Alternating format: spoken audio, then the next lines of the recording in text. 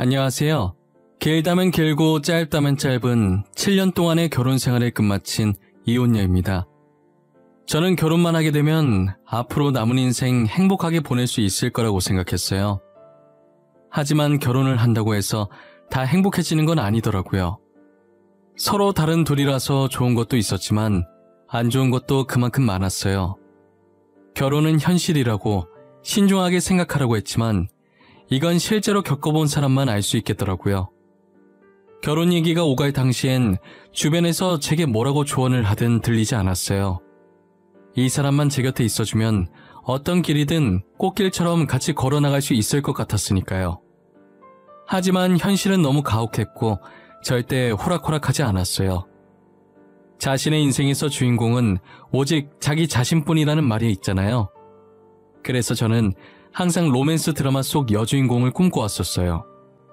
정신을 차려보니 저는 배역 이름도 대사도 없는 단역에 불과했지만요. 제 결혼 생활을 굳이 드라마에 비유해보자면 막장 드라마가 제일 잘 어울렸어요.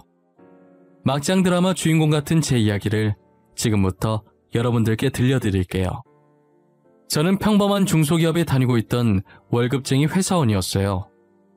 안전한 게 세상에서 제일 좋다고 생각했던 전 남 밑에서 일하면서 매달 정해진 날에 제때제때 월급을 받는 생활에 굉장히 만족하고 있었어요. 당시 결혼할 마음이 없었지만 하게 된다면 저와 똑같은 월급쟁이랑 하고 싶었어요. 저는 결혼을 일찍 하고 싶은 마음이 없었기 때문에 성인이 되어서는 연애를 하지 않았어요. 연애한다고 해서 다 결혼을 하는 것은 아니지만 혹시나 실수라도 하게 될까봐 미리부터 겁을 먹고 걱정스러운 마음에 시작조차 하지 않았죠. 그러다 평소에 전화를 하지 않던 친구가 무슨 급한 일인지 제게 전화를 했더라고요. 대뜸 소개팅에 나갈 사람이 없다고 제발 한 번만 나가달라고 사정을 하는 거예요. 수진아, 나 부탁이 있는데 들어줄 수 있어? 아니, 꼭 들어줘야 해. 모레 소개팅이 하나 있는데 원래 가려던 애가 갑자기 펑크 내는 바람에 혹시 네가 대신 가주면 안 될까? 싫어, 안 나갈래. 나 원래 소개팅 같은 거 안 하는 거 알잖아. 다른 애한테 부탁해봐. 왜 미니 있잖아. 미니한테 부탁해보면 되겠네. 펑크낸 애가 미니야. 내가 너 소개팅 싫어하는 거 아는데 진짜 부탁할 사람이 너밖에 없어. 딱 한 번만 나가주라. 다음부턴 이런 부탁 안 할게. 응? 제발. 소개팅 특유의 어색한 분위기가 정말 싫은데 진짜 나밖에 없어? 부탁할 만한 다른 애 더 없어? 없어, 너뿐이야. 그러니까 제발 한 번만 나가주라. 응? 그냥 차 한 잔만 하고 온다고 생각해. 그 자리에만 나가주면 너가 무슨 행동을 하든 상관없어. 진짜지? 나 진짜 너네 만나듯 편하게 한다. 내가 무슨 행동을 하든 정말 상관없는 거 맞지? 진짜 내 마음대로 해버릴 거야. 그렇다니까? 편하게 아무렇게나 있다가 와. 가주는 것만으로도 나는 너무 고맙다 진짜. 어쩔 수 없이 처음이자 마지막이라는 생각으로 소개팅에 나갔다가 남편을 만나게 됐어요. 친구가 말하길 상대가 사업하는 남자라길래 전혀 관심이 없었어요. 사업한다고 늘 잘 될 거라는 보장도 없고 상승이 있으면 하락도 있는 법이니까요. 그래서 저는 정말 간단하게 차 한 잔만 마신다는 생각으로 아무 생각 없이 나갔어요. 아무 생각 없이 나가니까 떨리지도 않고 말도 술술 잘 나오더라고요. 오히려 망설임 없이 자신의 말에 대답하는 저를 보고 남편은 마음에 들었나 봐요. 저한테 차 다 마신 것 같으니까 카페에 나가서 간단하게 저녁을 먹자고 하더라고요. 어차피 저는 당장 집에 가서 할 것도 없으니까 별다른 뜻 없이 그러겠다고 했었어요. 카페에선 몰랐는데 저녁 먹으러 갔을 때 사람이 되게 매너가 좋고 뭐든 최대한 저한테 맞춰주시려고 신경 쓰는 모습이 제 눈에 보이더라고요. 그리고 돈 좀 벌면 종업원들한테 막대하지 않을까 했는데 종업원들한테 부탁할 때도 엄청 친절하게 말해서 저는 남편에게 되게 호감스러운 면을 많이 발견하게 됐어요. 하나 아쉬웠던 건 아무래도 사업을 한다는 점이었는데 그래도 사람은 성격이 좋은 게 최고니까 그 정도는 가볍게 넘어갈 수 있었던 것 같아요. 저희는 그렇게 2년 정도 짧지 않은 연애를 하고 결혼했습니다. 매일 데이트를 끝마치고 헤어지는 길이 아쉬웠는데 이젠 같은 집을 향해 가니 너무 좋더라고요. 5년 정도는 정말 신혼분위기 내면서 연애할 때보다 더 달달한 결혼 생활을 보냈던 것 같아요. 저는 그때까지만 해도 어리석게 이 행복이 영원할 줄만 알았어요. 그러다 한참 잘 되고 있던 남편의 사업이 한순간에 망하게 된 거예요. 남편 말에 의하면 직원 한 명이 회사 공금을 몰래 뒤로 싹 다 빼돌려서 그렇게 됐다고 하더라고요. 믿었던 직원에게 배신당한 충격에 남편은 꽤나 오랫동안 술에만 의지하며 살았던 것 같아요. 술에 찌들 대로 찌들어서 불과 한 달 전 멀끔했던 모습이 온데간데 없어졌더라고요. 제가 출근한다고 일어나면 술에 쩔어서 자고 있고 퇴근하고 오면 술에 쩔어서 들어오는 게 반복됐어요. 그러더니 한날은 예전처럼 멀끔한 복장으로 잠시 나갔다 오겠다고 하는 거예요. 남편은 사업의 끈을 놓지 못하고 사업 계획서를 들고 여기저기 투자처를 알아보고 있었던 거예요. 저는 그 모습을 가만히 쳐다만 보다가 남편이 너무 하고 싶어 하길래 제가 이제껏 모았던 돈을 줬어요. 여보, 그게 그렇게 하고 싶어? 그럼 급한 대로 이 돈이라도 가지고 해. 지금까지 내가 모았던 돈이야. 내 전 재산 지금 당신한테 바치는 거야. 그 대신 이번이 처음이자 마지막이다. 알겠지? 고마워. 진짜 고마워. 내가 잘 되면 꼭 갚을게. 이번엔 진짜 잘할 수 있어. 나 믿지? 나 당신 실망시키지 않을게. 보란듯이 성공해서 사모님 소리 듣게 해줄게. 사모님 소리는 바라지도 않으니까 일단 이 돈으로 잘해봐. 나도 당신 응원해. 평소에 하던 대로만 하면 다시 일어날 수 있을 거야. 그러니까 너무 기죽지 말고 시작해봐. 여보, 진짜 고마워. 나 정말 당신이랑 결혼하기 잘한 것 같아. 오늘 당신한테 진 빚 어떻게 해서든 내가 꼭 다 갚을게. 남편은 제 통장을 받아들고 미안하고 고맙다면서 저를 안고 울더라고요. 그 모습을 보고 있으니 얼마나 짠하던지. 그동안 사업하는 남편을 봐오면서 늘 성실한 모습을 보였기에 모아둔 돈을 망설임 없이 줄 수 있었던 것 같아요. 이제껏 남편이 사업하는 동안 허튼 짓 한 걸 본 적이 없었거든요. 그래서 새롭게 시작하면 꼭 다시 일어날 수 있을 거라고 굳게 믿었었어요. 하지만 남편의 사업은 처음 했었던 사업처럼 쉽게 되지 않았고 결국 또 망하게 되었죠. 그런데 문제는 남편이 저 몰래 집을 담보로 대출까지 받아서 사업을 한 것이었더라고요. 여보, 이게 뭐야? 우리 집이 왜 경매로 넘어가? 당신 혹시... 아니지? 설마 우리 집 담보로 대출 받은 거야? 여보, 미안해. 나도 잘해보고 싶어서 그랬던 거야. 당신이 준 돈으로는 부족하더라고. 그래서 그렇게 한 건데 이렇게까지 될 줄은 몰랐어. 그랬으면 나한테 먼저 말했어야지. 이렇게 중요한 일을 당신 혼자 결정하면 어떡해. 이 집 당신 혼자 사는 집도 아니잖아. 만약에 집 넘어가면 당장 어디로 가냔 말이야. 결국 집은 경매로 넘어가게 되었고 저희는 빈털터리로 겨우 발 뻗을 수 있는 단칸방에서 다시 시작했어요. 아직 저희 사이에 아이도 없고 둘뿐이니까 언제든 원래의 삶을 되찾을 수 있을 거라 생각했어요. 저는 남편에게 안정적으로 제때 월급이 들어오는 회사에 취직을 하라고 권했었어요. 하지만 남편은 첫 사업으로 한번 돈맛을 보느라 그런지 사업을 포기 못하겠다고 하더라고요. 더 이상 사업할 돈도 없으면서 다음 사업 뭐 할지 생각하고 있더라고요. 저는 어렸을 때부터 주얼리에 관심이 많았었어요.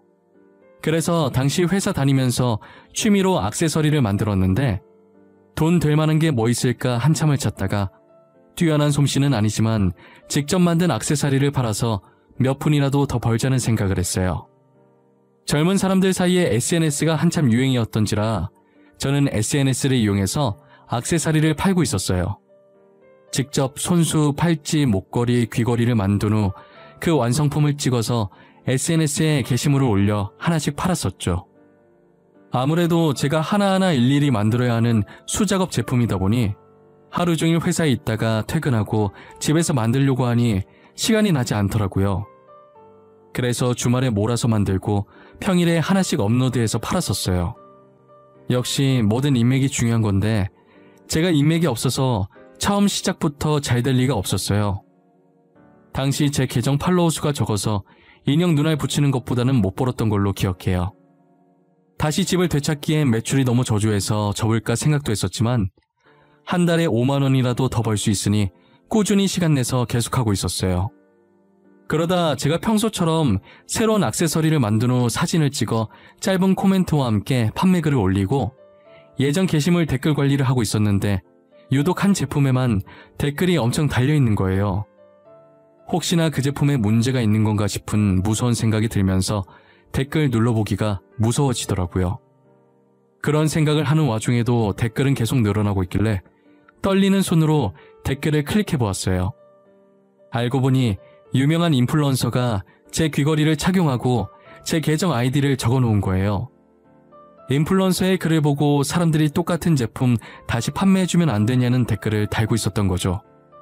그 제품뿐만 아니라 그 전에 올렸었던 제품들까지도 댓글이 달리기 시작했어요.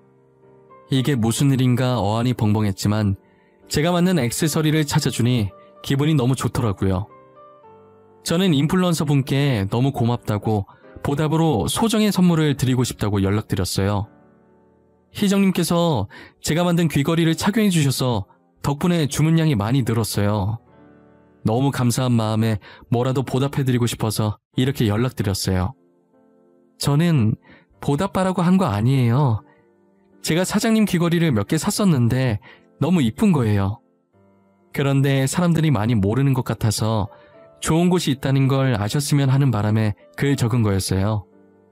보잘것없는 저희 제품을 이렇게까지 아껴주셔서 정말 감사합니다.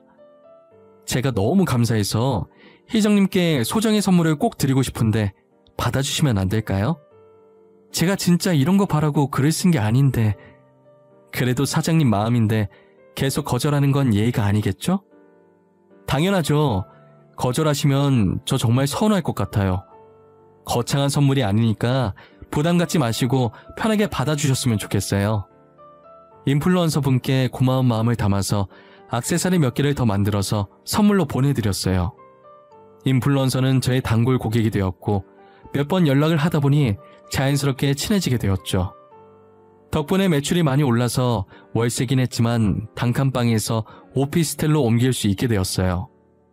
하루에 기본으로 들어오는 주문량이 회사를 다니면서 병행할 수가 없을 만큼 많아져서 결국 저는 다니고 있던 회사에 사직서를 제출하고 액세서리 판매에만 집중을 했어요. 남편은 사업 실패 이후 일해서 돈 벌 생각도 안 하고 줄곧 집에서 술만 마셨댔어요. 집에서만 마시면 모르겠는데 제가 벌어온 돈으로 유흥까지 빠지기 시작한 거예요. 한날은 남편이 평소처럼 밖에서 술을 마시고 집에 들어왔는데 여자 향수 냄새가 진동을 했죠.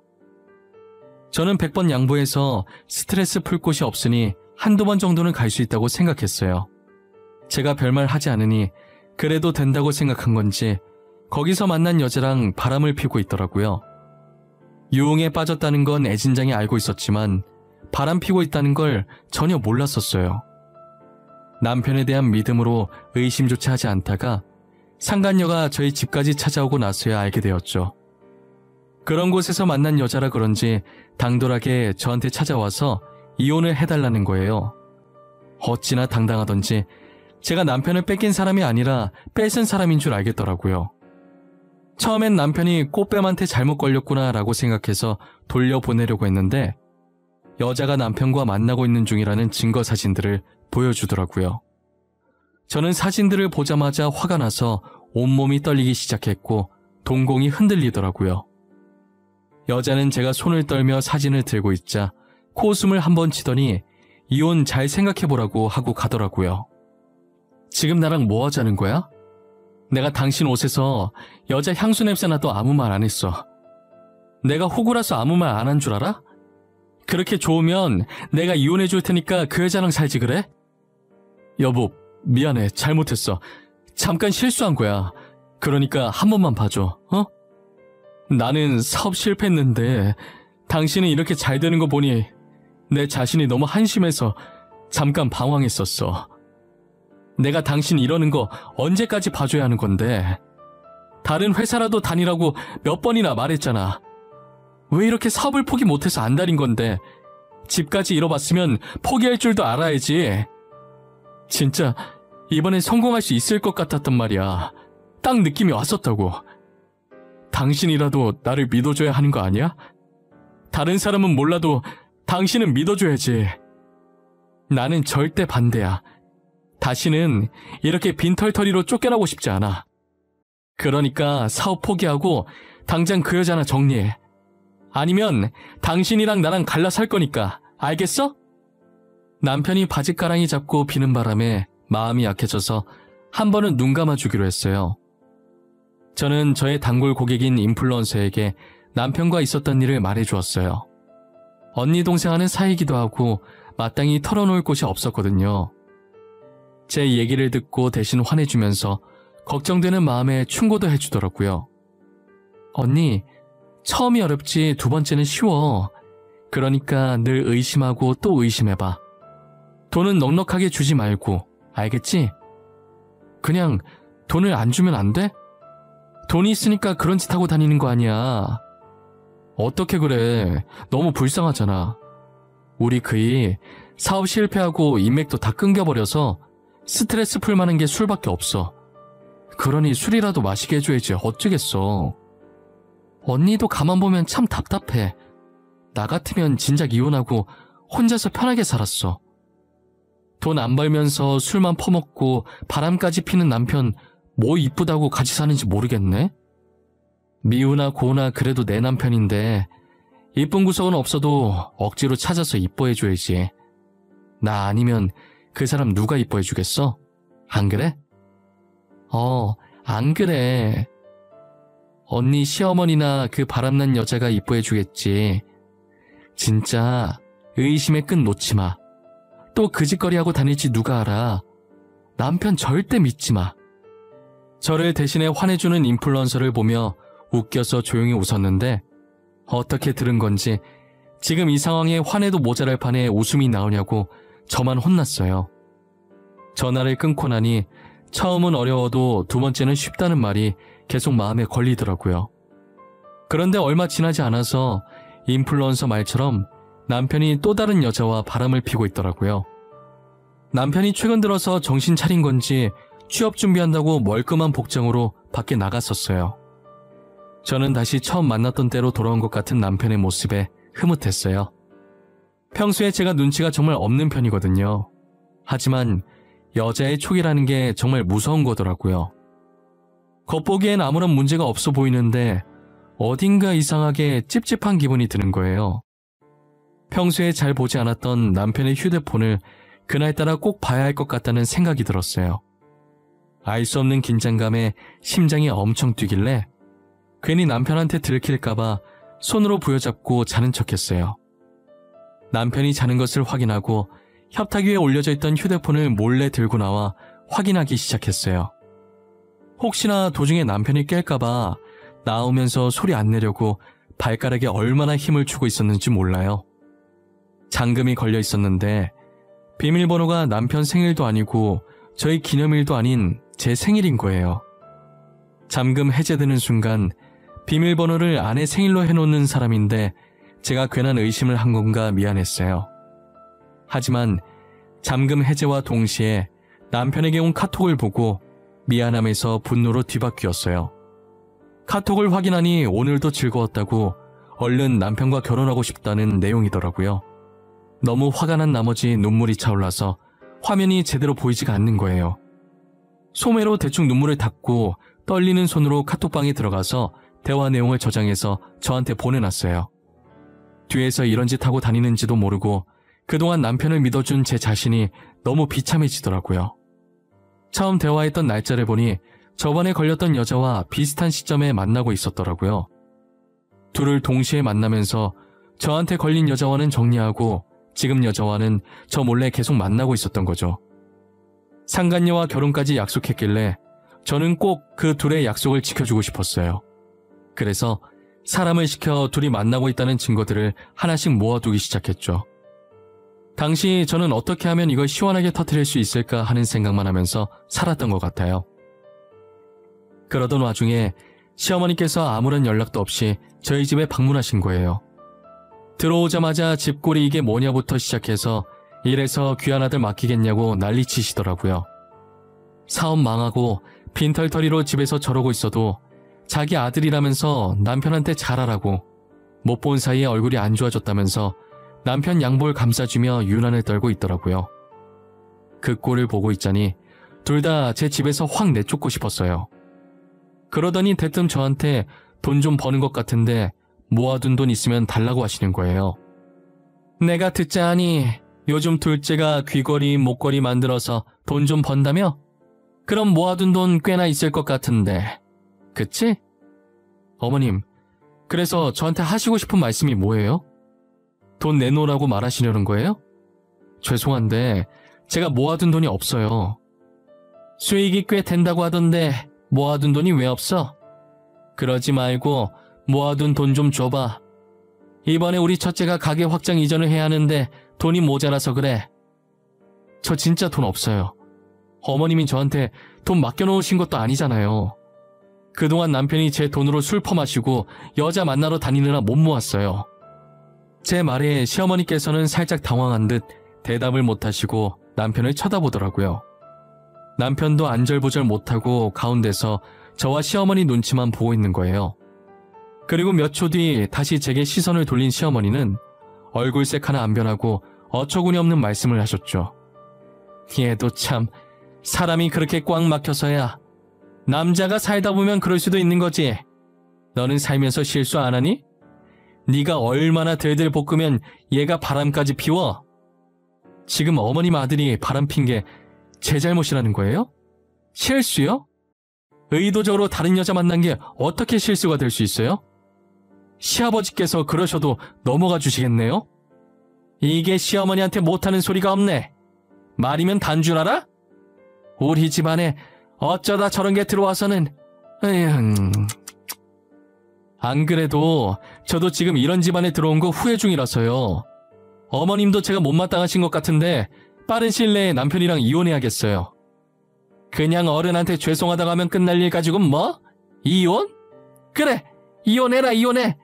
너 당장 집에서 나가. 엄마 진짜 왜 그래? 여보, 그냥 당신이 참아. 엄마 나이 많으시잖아. 그러니까 당신이.